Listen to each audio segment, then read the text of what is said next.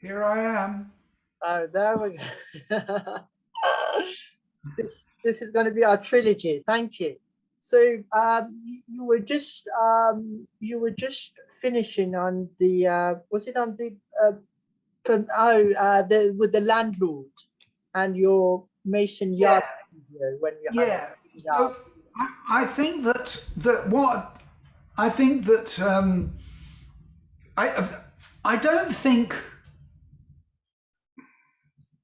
I think that I thought. Sorry, this is confusing. Um, I everything was changing anyway, and it felt shaky. The end of the '60s felt shaky. It wasn't. It it didn't have that. It didn't have that confidence or that freedom anymore. That seemed to have gone. It became darker and more sinister. My relationship ending with the Stones, but persisting with Andrew and Immediate Records.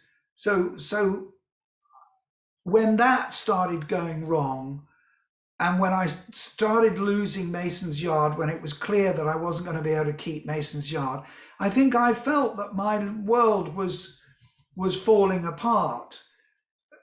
As everything was changing, there seemed to be a sort of turmoil, a sort of general discomfort. And so, yes, if I suppose if I felt in '66, if I felt that everything was fantastic and that it was going to go on like that, then everything started going downhill from then on, really. But there were lots of other things going on. One was becoming more politically aware. One was becoming more committed to the idea of a long-term relationships. There was there was an awful lot going on, and I was just felt certain that I was going to have to give up music because it felt as though music had given me up. And yet, that wasn't to be. And although the early '70s, the first couple of years of the '70s was very difficult, it began to get into a rhythm, not quite sure when, probably around about '73. And then really it never looked back again. But there was the change from decade to decade that is often very difficult for whatever reason, but the '60s to '70s was very difficult. Are you surprised of the achievement that your generation had back in the '60s? And when we look back with a sense of pride of what Britain achieved during that period, and I think we could never be repeating that success ever again. Are you surprised when you look back of all your achievements? I don't know. I don't know.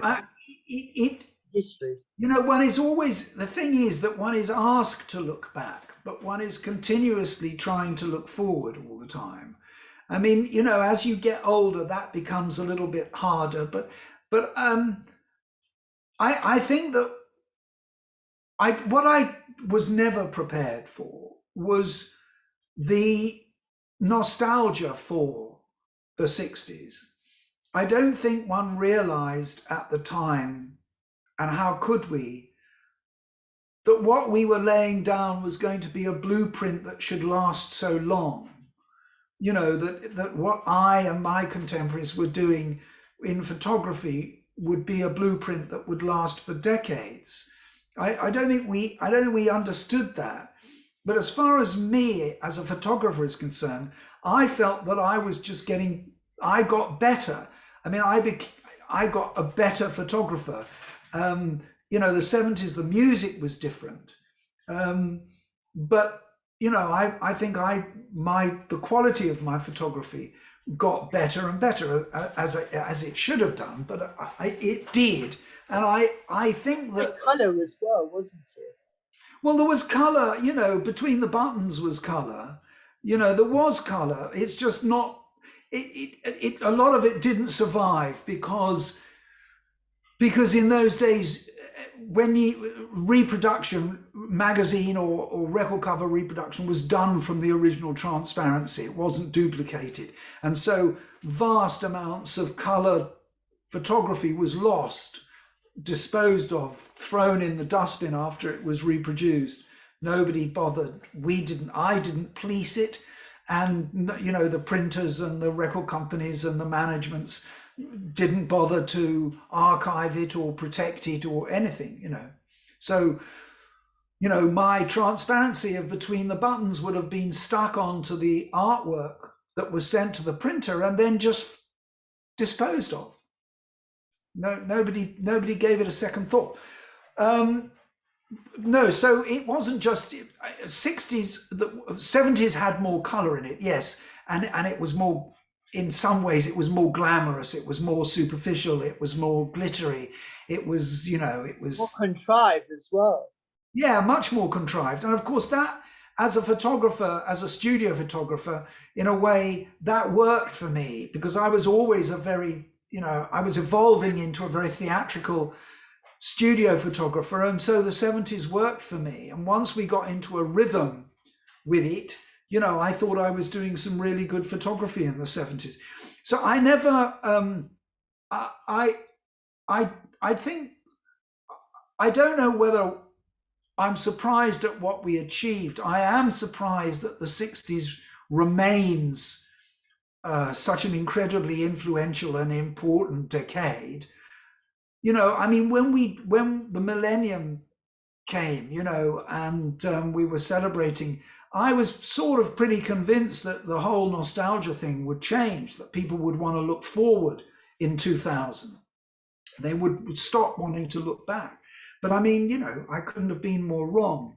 And it goes by, people to begin to take more interest because there was at that time, because there was a cultural revolution going on.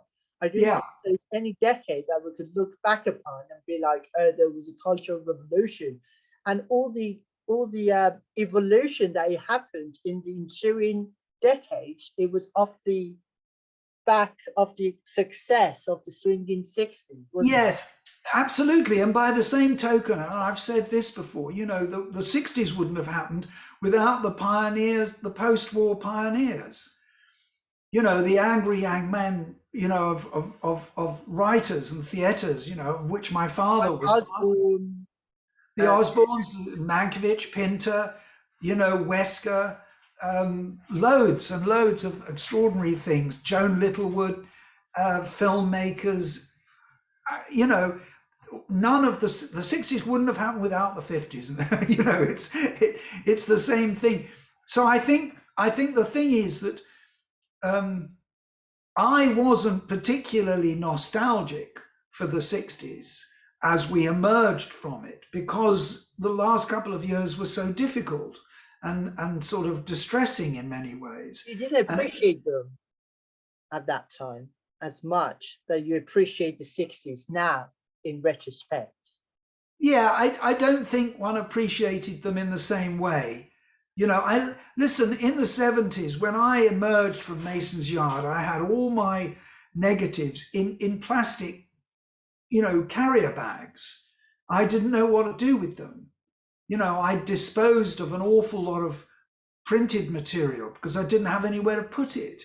And in my first, when I moved, I was in the studio with my neighbor, Eric Swain, in the early part of the 70s. And then I moved in with the same guys who had let me down in Mason's Yard.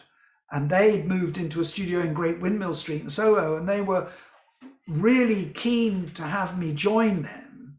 And it was a much bigger space. And so finally, when I realized that it wasn't going to work out for me with Eric Swain and that my future was still in the music business, I went back and I joined these old friends of mine in their studio in Great Windmill Street. We stayed there throughout the 70s until 79. And And, you know, I had a little office and I had these bloody bags of negatives that were by my feet under my desk. And I couldn't really remember why I was keeping them. I just knew I had to keep them. But they were in my way. and it was terrible how I was treating them in the early, because there was no interest in the 60s. We were moving on. The 70s was what was exciting. And then it was, and then it was the 80s. And suddenly I had, come 83, I had 20 years of experience. And that was quite something. 20 years of experience in the music business was quite something. And it was an anniversary, and people began to be interested in the 60s and in what I was doing in the 60s, and that was a sort of breakthrough moment. But that didn't really coalesce until the 90s, until 91, 92, when I had my first solo show, because the 80s was so busy. I was so busy commercially in the 80s and bringing up my family, and it was a extremely busy, successful, hard-working, difficult period. So it wasn't really until the early 90s when I really recognized how important the 60s continued to be. And one film in particular, Blow Up, it encapsulates, for someone who wasn't there, it encapsulates the Swinging 60s because of the colors, because of the vision, and also thanks to the main protagonist. Did you identify yourself with the main protagonist at that time? No. And do you reckon that film encapsulates the Swinging 60s? No, not for me. No, not for me. For me, it was a ridiculous film. It never worked for me. I liked the car, but David Hemmings, I thought, was a complete arsehole, and he was based on, other photographers. It was based on David Bailey, he claims that it was based on him. David Montgomery claims the same thing, but apparently it was John Cowan who was the epicenter to it all, because and then Antonioni, he was using his studios. Yes, but Cowan is one of those people, because he's one of those people from the 40s and 50s that made the 60s happen. And he's not recognized. It's underrated, I'd rather say. Very underrated. And he was just too old school and too old to really be able to make the 60s happen. But I mean, he was a great master, and Bailey learned a huge amount from him, but no, I didn't relate to Blow Up. I didn't, I thought the stories about Antonioni painting the trees in Regent's Park green, and, and the Blow Up. And black. What? In black as well. Oh, was it black? Was it? Well, it all seemed a ridiculous fantasy of what the 60s were like. And of course, I'm sure they were like that for a certain type of person. I remember playing, do you remember in Blow Up, there are some people, some stoned, pretty young things playing an imaginary game of tennis with no ball, no rackets. Do you remember that? Yes, absolutely. In the last scene. Yes, well, Andrew and I did that. Oh, really?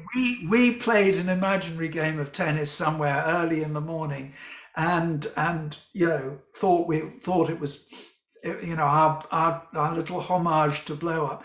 But I thought the blowing up of the picture, that didn't feel particularly real. It didn't. So I know it didn't. I didn't relate to it at all. I didn't care for it very much. I didn't like the Hemmings character. I didn't do anything for me. No. You also said that it was a fantasy, and I was reading somewhere that was Antonioni's purpose by making this film, just to say that the Swinging Sixties may as well had been as fantasy. What do you reckon? Do you reckon it was Oh, that's successful? yeah, that's probably quite a good idea. I mean, I think it was a fantasy in some ways, but I think that it it wasn't really a fantasy. It really was. It's just that his film is a bit fantastic, you know, but it really was like that. I mean, it was a sort of madness. I mean, the more you go into it, you know, I don't really go into it intellectually very much, and I don't research it very much, but the more you explore it, the way the establishment was so threatened by the Rolling Stones in particular, but by this, you know, the dangers that they saw of the younger generation, the musicians and particularly the rock bands. You know, that it's bizarre. I mean, it really is bizarre. I mean, they felt completely threatened, you know, and so the forces of power actually tried to destroy, you know, poor little Brian Jones. And you know, it was amazing that Mick and Keith were so resilient and were so able to somehow exploit it and ridicule it and you know, Harness it in their own advantage as well, whereas yeah, Brian Jones were absolutely, less capable of doing that. absolutely. And I mean, you know, so that's interesting. About, see, blow up really doesn't figure in my it's doesn't do anything or mean very much to me at all. I recognize it as being a very important milestone for a lot of people, but for me it was nothing, and therefore I haven't really paid any attention to Antonioni, who I thought was just overblown, you know, mad, you know, indulgent Italian lunatic, you know. But you know, but hearing him say that the Swinging Sixties was just a fantasy, I think that's bollocks. It wasn't a fantasy to the people who were part of it. I mean, it may have been An outsider. well, if you were outside it, yes, it was going on. It was a bubble that was going on. That's the reaction of the man in the bowler hat through Keith Relf's. That's the real world for him.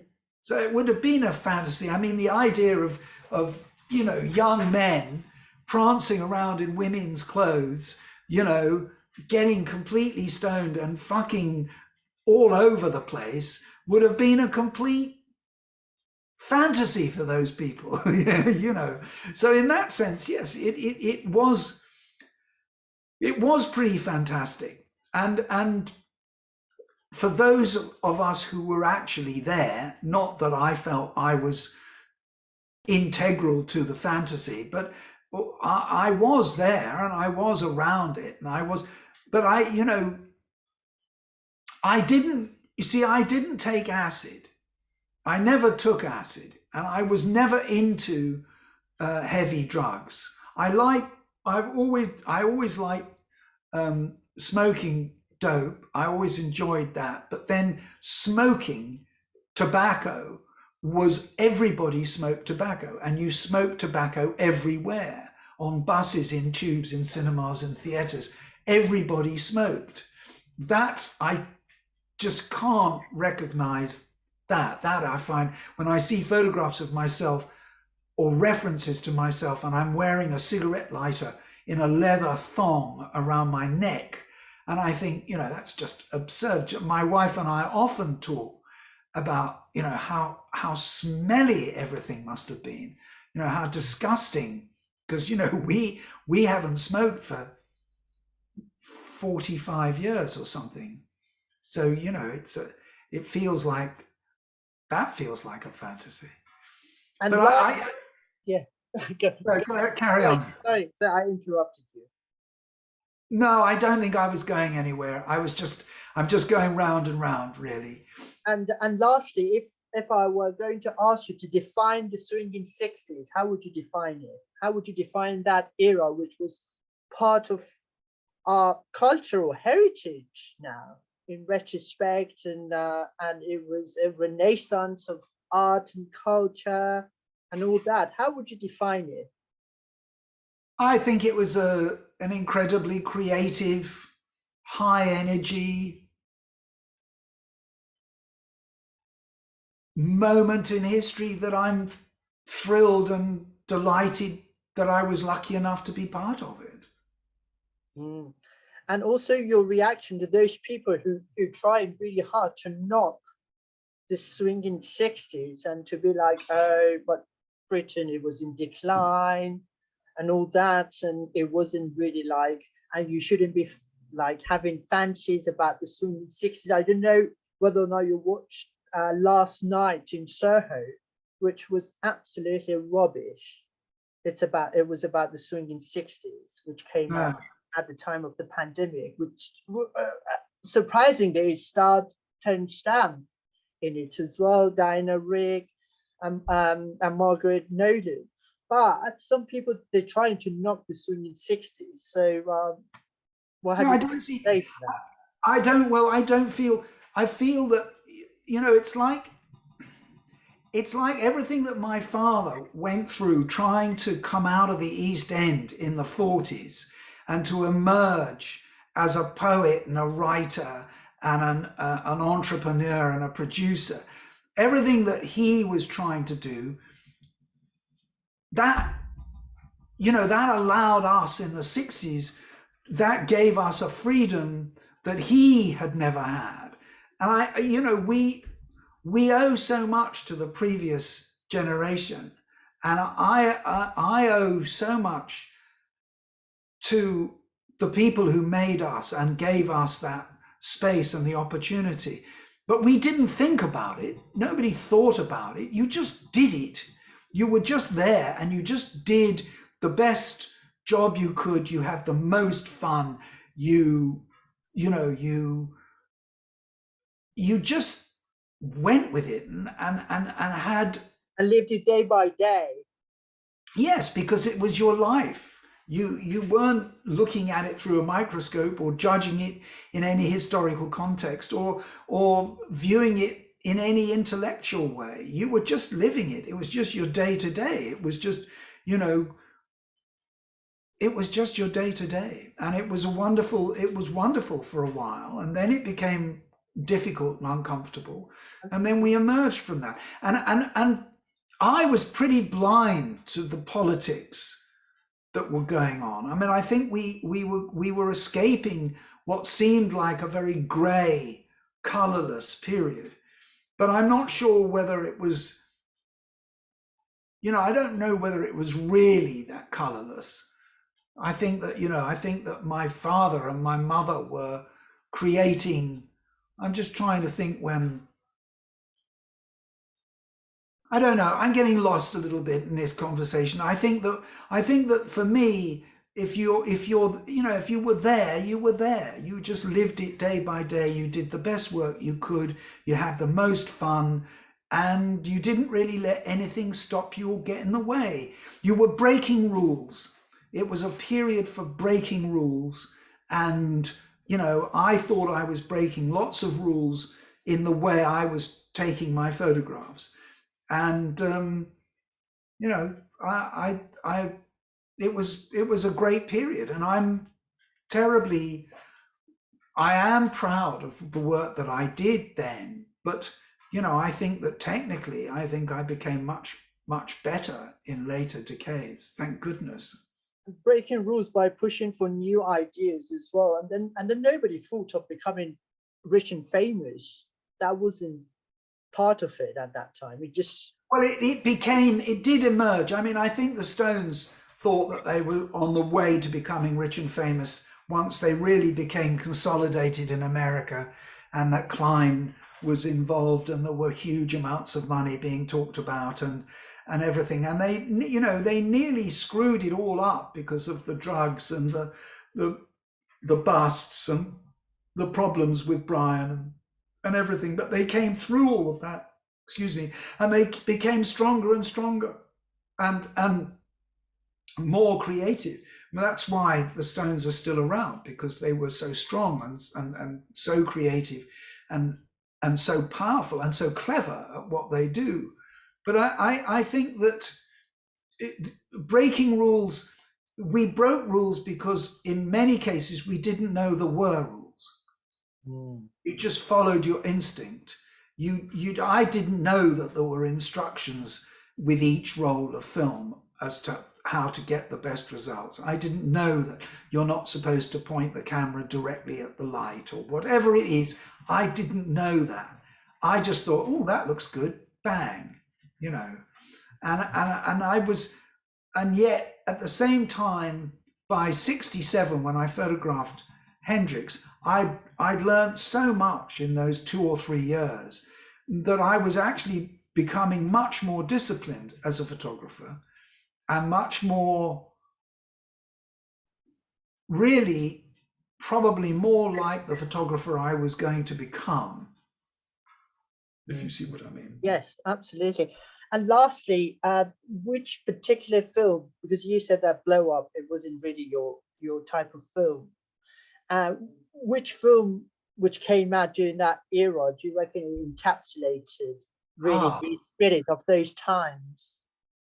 Gosh. Because my book it's about the film as well. I'd have to be reminded of films. Darling, we had Georgia Girl, we had Alfie, we had The Hard Day's Night.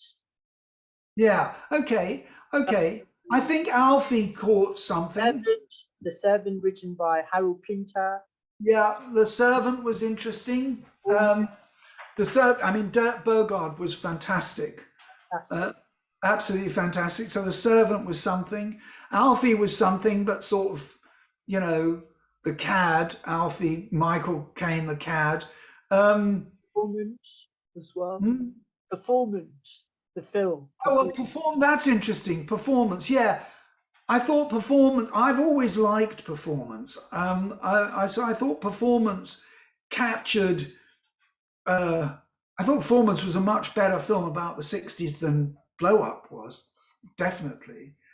I mean, it had a sort of seedy and sordidness. The gangster element was great at that time going on. Yeah, and there were like truly gangsters as well. As well, like Jim Sheridan, or yes. But performance is a good choice. I'm sure there were lots of others. I don't really remember Darling. Was that Julie Christie? Julie Christie, yes. Directed by John Schlesinger. Yes, John Schlesinger. Yes, Lawrence Harvey, he was in it as well. He was in your father's film.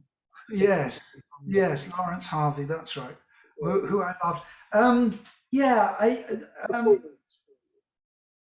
I think performance for me, because of Mick and because of that whole, because there's, you know, because of the performance, I think sums up 67, 68. When did it come out? It came out in 70, but it was made in 68, and the Warner Brothers Studios, they didn't want the film because they had no points. There was nothing. There was only sex, drugs, and rock and roll. So they had to stop it from getting a wide world release. I can't remember how it holds up, how it holds together as a movie. I really can't. But there are moments in it that I remember, and I think caught a real flavour of the decay in the latter part of the 60s. You know, but it wasn't the world that I was part of, but it was a world that I knew and understood and saw at a distance. I think the Richard Lester films, not just A Hard Day's Night, but he did the one, was it Bed Sitting? He did. No, that's not the one I'm thinking about. You mentioned it. Knack. Yes, the Knack. Yes. Yeah, and also Morgan, A Suitable Case for Treatment. Indeed, yes, that's a Carol Weiss directed. Yes, yes. So Poor Cow. Oh, Paul Cow as well. Yes, I'm writing about all these films by Yeah, and Coach. of course Richard Harris and Bill and um, Billy Fury. Not far off. No, Richard Harris in whichever one that was Sporting Life. No, I can't Oh, remember. yes, by Lindsay Anderson. Yes, and then the other one was, of course, was Tom Jones was, Tom Jones, Albert Finney. Yes, that was a yeah, period and film. Albert Finney earlier on. So yeah, Yes, by Tony Richardson. He was yeah, yes, absolutely. So there you go. There's a few. fantastic. Fantastic. I'm very grateful to you for your time. I think it's been over 2 hours now. It was fantastic. But it's an absolute pleasure. It didn't feel like it at all. And so thank you very much. And hopefully once the book it will get published, which I hope it will be by June also. So and then I will send you a copy of course. I look forward to it. Thank you, Amir. Very Thank you nice. very much for your time. Thank you. Pleasure. It Thank was an immense pleasure talking to you. Good. Take care. Thank Very you nice. very much. You too. See you. Bye. Bye-bye. Bye.